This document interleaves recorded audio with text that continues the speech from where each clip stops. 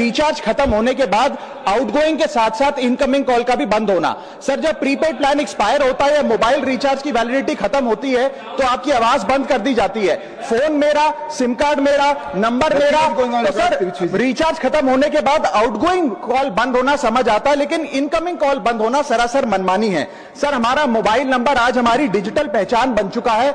Essential communication जैसे कि UPI payment, banking, OTP, train ticket OTP, PAN Aadhaar authentication, interview का call, hospital का call, मां बाप का गांव से कॉल, तमाम चीजें इनकमिंग कॉल और इनकमिंग एसएमएस से आती है और वो इसलिए बंद कर दिया जाता है कि इंसान एक रिचार्ज कराना भूल गया। सर इनकमिंग कॉल बंद करना is not stopping of a service, ये हमारे राइट टू कम्युनिकेशन को स्टॉप करने जैसा है। सर जैसे आपका आधार कार्ड इसलिए एक्सपायर नहीं हो जाता कि आपने डिटेल अपडेट नहीं करी, या आपका बैंक का खाता इसलिए बंद नहीं हो जाता कि आपने मंथली डिपॉजिट जमा नहीं किया, या आपका वोटर आईडी इसलिए सस्पेंड नहीं हो जाता कि आप एक चुनाव में वोट डालना भूल गए। ठीक उसी तरह आपका मोबाइल नंबर इसलिए सस्पेंड और डीएक्टिवेट नहीं होना चाहिए कि आप एक रिचार्ज भूल गए। सर मैं सदन में फ्री आउटगोइंग की मांग नहीं कर रहा, फ्री डेटा की मांग नहीं कर रहा, लेकिन इनकमिंग कॉल फैसिलिटी की गारंटी होनी चाहिए। मेरी 3 स्पेसिफिक मांग है। पहली, प्रीपेड मोबाइल कनेक्शन में इनकमिंग कॉल और इनकमिंग एसएमएस कम से कम 1 साल तक कंटिन्यू रहे, चलता रहे from the date of the last recharge, ताकि एसेंशियल कम्युनिकेशन चलती रहे।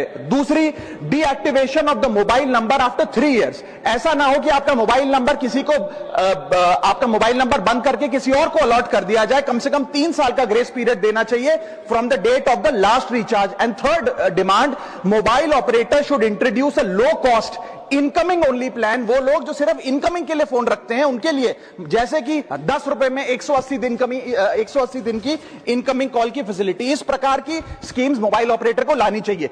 दूसरी समस्या जो प्रीपेड कस्टमर्स फेस करते हैं वो है टेलीकॉम ऑपरेटर का 28 दिन का मंथली रिचार्ज।